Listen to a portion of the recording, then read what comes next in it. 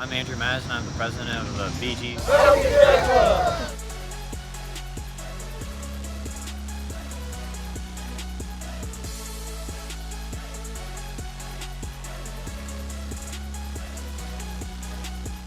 Where and when is practice held? We hold practice Monday through Friday at the outdoor track at 6 o'clock. So what are the meets usually like at the club?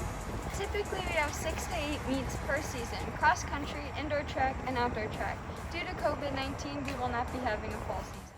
What has the track club's response been to COVID-19? In response to COVID-19, we have started to wear masks to practice.